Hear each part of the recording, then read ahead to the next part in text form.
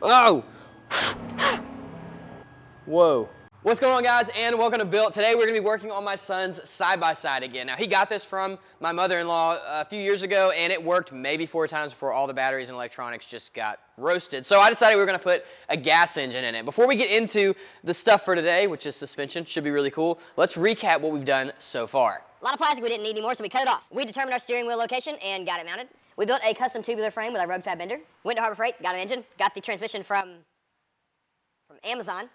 And then we built a custom tubular swing arm to hold our axle, wheels, sprocket, and brakes. So this thing is resting kind of sketchily on jack stands right now. We need it to rest on its own, which means it needs suspension, and if it needs suspension, it needs steering, and if it needs steering and suspension, it needs control arms. So we're gonna build control arms first, and to do that, we're gonna use these. This is probably the most excited I've been about parts in a long time. I went onto SendCutSend.com and designed these with their parts builder. It's very, very easy to do. We actually met SendCutSend at SEMA and got to talk to them about this process and how it works. And basically, you design these things on their website, you send out the order to have them cut, and 8 days later, around 5 to 8 days later, you end up with a whole thing of parts. Very, very cool. We will be using this throughout this build and in future builds to come. So huge thank you to those guys for just offering an awesome service. This is not sponsored, by the way. Let's build some suspension.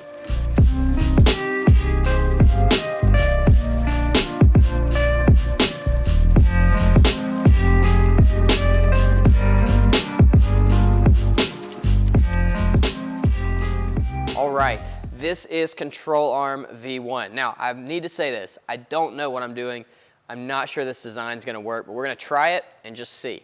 What we've got to attach it is these. These are called Heim joints. I think they're also called spherical bearings maybe, or bushings. I'm not sure, but basically they're going to give us a pretty good range of motion in all directions.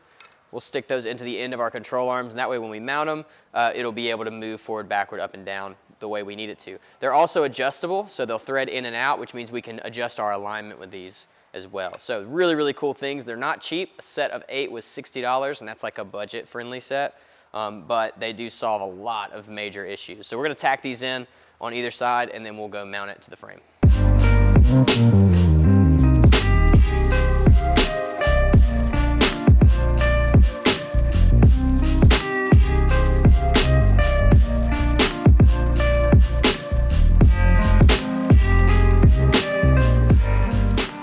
All right, so we have control arms.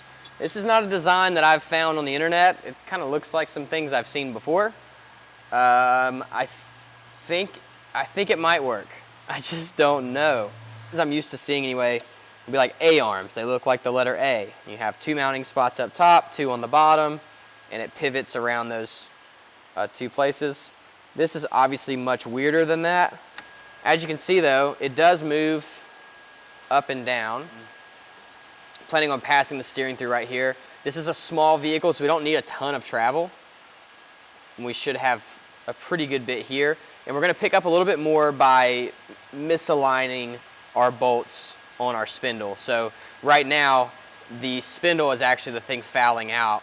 You can see right now, we've got all this like play in every direction. I think the steering might fix that. Again, I don't know. If it doesn't, it's not that big of a deal. We can cut off our tacks, build a little box like a normal car, and make some A-frame control arms. But if this does work, I think it'd be kind of a cool thing.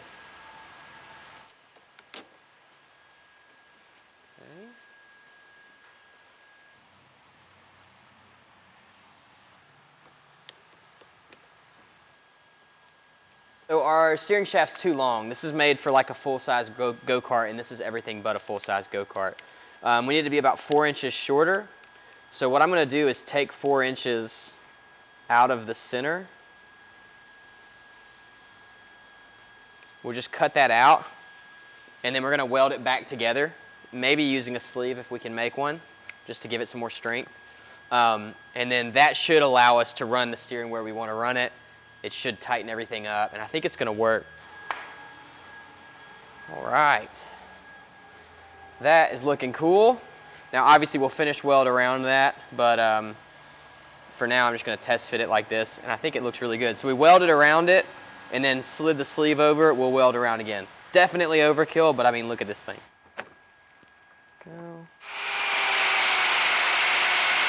We went ahead and tacked in what I'm gonna call our steering support bar, and that's gonna give us a place to mount our steering. Now the weird thing about this steering rack is there's no tabs or anything for mounting. We've got it zip tied in place, taken out all of our play in our suspension.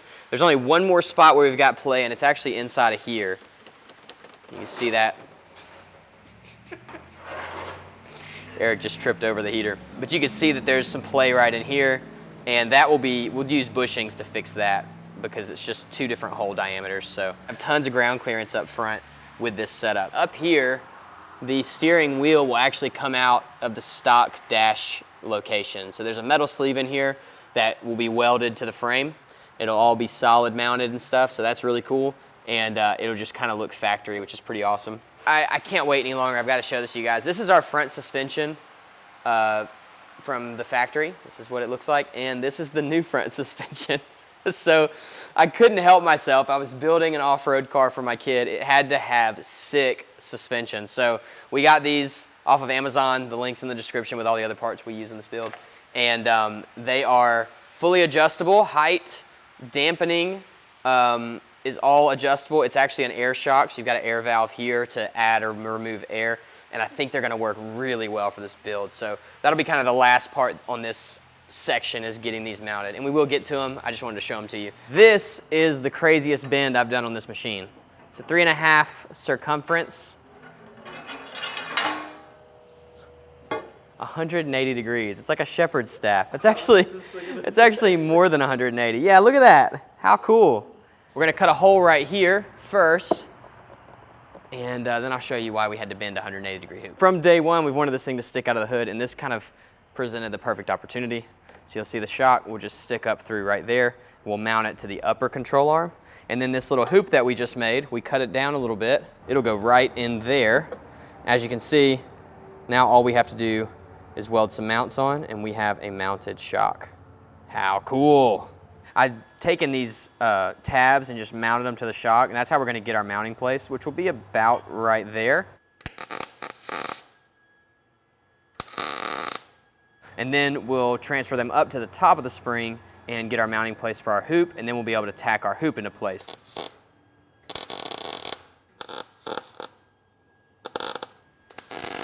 So I'm so stoked with how this looks. I think this thing looks insane. It's gonna look so good when we get it painted and we've got tubing going everywhere. One of the things when we designed this is I wanted like this really steep approach angle. I just thought it looked cool to not have anything right here. The problem is it really messes up the way that the suspension travels. I've never built any suspension control arms, anything like this before, and I'm learning a lot. And one of the things I'm learning is that it's gonna travel on kind of the arc of the upper and lower control arms. So because I have everything kind of swept backwards, that's the way it travels. It probably wouldn't be that big of a deal, except that my suspension is mounted straight up and down.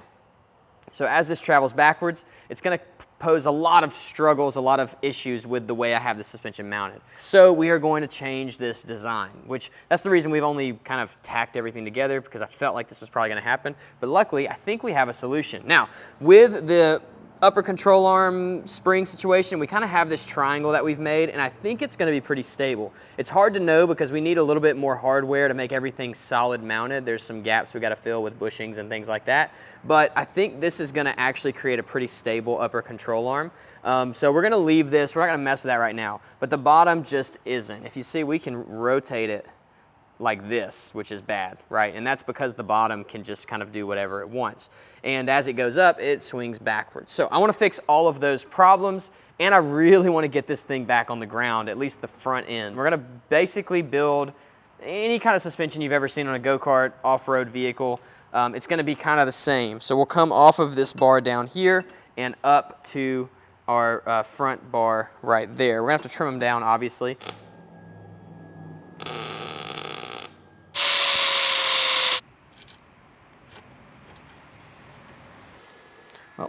Here goes nothing. All right, so with that, we have suspension. Realize this is not the optimal angle for your suspension to travel, AKA backwards, but that's okay for me because this is a 5-year-old's toy. This is iteration 3, and what we did which I know seems obvious, is triangulate all of these. So we put these little arms off to the side. With all this stuff tightened down and the suspension in, we're not getting that weird rotation. We'll throw our shocks in and then we'll put the wheels on it.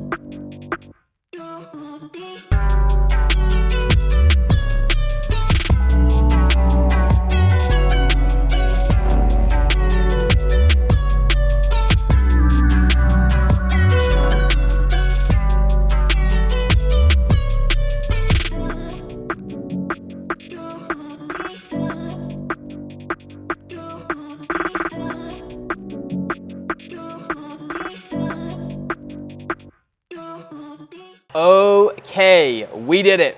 We built suspension for the truck. Now, there's obvious flaws with it, and you guys can comment below on what I should do differently next time. There's still a few things that need to be done before we can really test the suspension out. Now, we will finish weld some stuff so we can take this thing for a drive and get it all put together. For next week, we're gonna be attaching the rear. So you can see we've kind of got the front done, we've got our steering done. It works, which is awesome.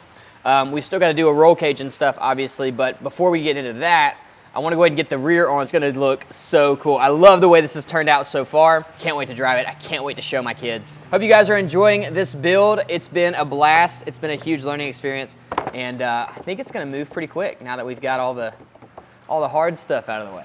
See you in the next one.